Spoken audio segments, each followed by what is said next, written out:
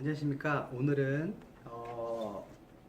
슈퍼미네랄 요오드라는 책에 관련돼서 설명을 드리려고 합니다.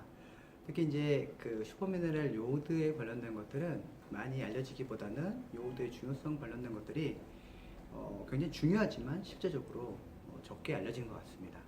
특히 이제 여기 나오는 닥터 요오드라는 캡슐로 된 요오드가 있어서 실제로 책과 솔루션이 같이 있다라는 거 염두해 주시면 좋을 것 같고요.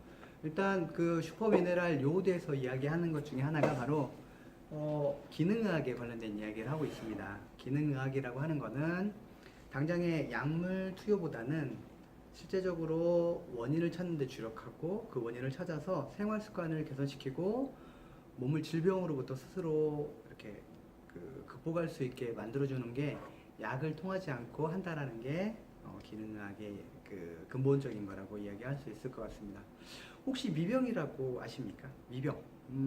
건강과 질병 사이에 있는 건데 나는 몸이 굉장히 아파요. 근데 병원에 가면 따로 이렇게 뭐 증세가 나타나지 않는 거, 그게 바로 이제 미병이라고 할 수 있고, 미병의 종류는 뭐 만성 피로, 이열, 인후통, 그리고 뭐 림프절비대, 근육통, 그리고 관절통 건망증, 신경과민, 우울증, 수면장애, 이런 것들이 바로 미병이라고 할 수 있습니다. 최근에 이제 뭐 질병 관련된 그런 명명하는 것들이 많이 바뀌긴 했지만, 우리가 알 수 없는 그런 것들이 질병으로 분류된 것 중에 하나가 바로 비만도 있고요. 여러 가지 만성피로 이런 것들이 다 질병에 포함이 된다는 거죠.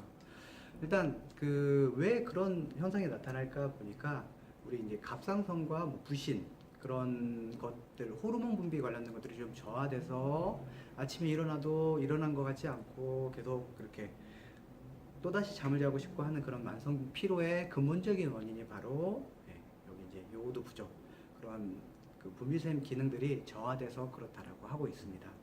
그래서 뭐 갑상선, 전립선, 유방질환 그런 주요 발생 원인이 바로 요오드라는 거. 요오드 관련된 것들이 부족해서 나타난 현상이고, 요오드는 이제 아이오다인이라고 이야기하고, 다량으로 필요한 장기들, 요오드가 이제 그 다량으로 필요한 장기들은 뭐 갑상선, 자궁질, 전립선, 유방, 난소, 부신, 골수, 폐, 뇌, 뭐 굉장히 다양한 곳에서 요오드를 많이 필요로 하고 있습니다.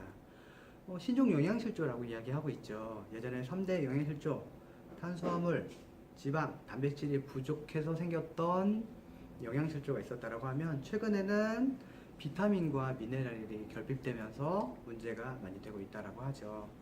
음식을 이제 많이 먹어서 그런 것들을 예전에는 흡수해가지고 처리했다라고 하면, 최근에는 50년도 시금치 한 단이 지금은 약 20단을 먹어야 된다라는 그 충격적인 이야기도 있죠.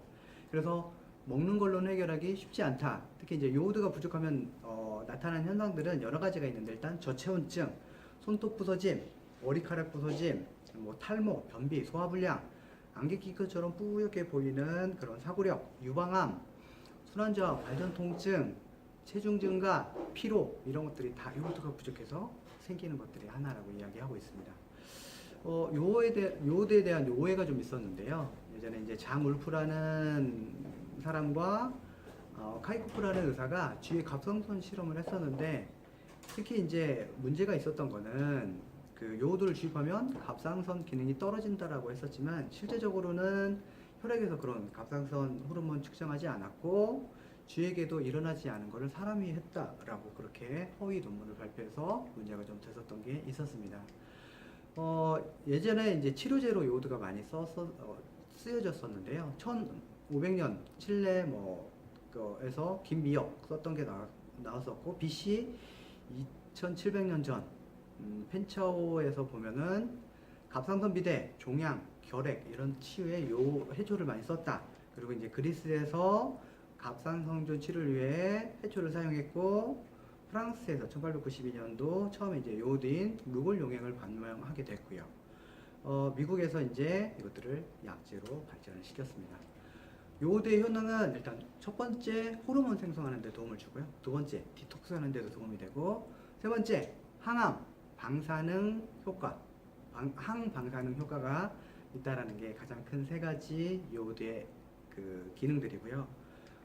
특히 이제 요오드 관련된 것들, 많이 먹어도 좋냐? 그 자세한 거, 뭐 방사능 굉장히 그런 이야기들이 많이 하고 있는데 후쿠시마 원전 아직도 해결이 안 됐죠. 그런 것들을 예방할 수 있는 거.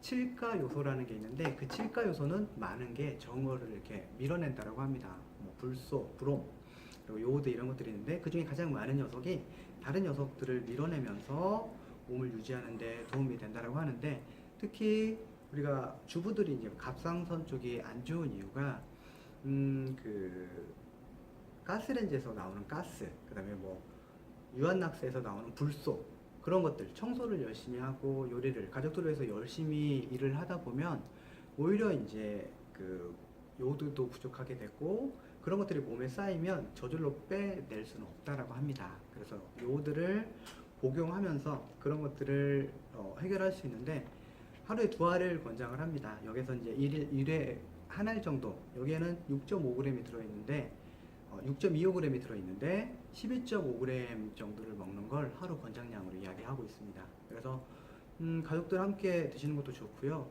특히 이제 여성들 같은 경우는 한 달에 한 번 호르몬 변화에 따라서 그것들이 이제 굉장히 심하신 분들 같은 경우는 요거들을 통해서 어느 정도 해결도 할 수 있다라는 거. 특히 이제 안구건조증, 분비샘에 관련된 것들 그런 기능들을 도와주는 역할을 하는 게 바로 요오드이기 때문에 슈퍼미네랄 요오드 이 책에서 굉장히 많은 것들을 치유할 수 있고 또 도움을 받을 수 있기 때문에 이 책도 일독을 권하도록 하겠습니다. 같이 드시면서 건강을 회복하시길 바라겠습니다. 이상으로 요오드에 관련된 걸 마치도록 하겠습니다. 감사합니다.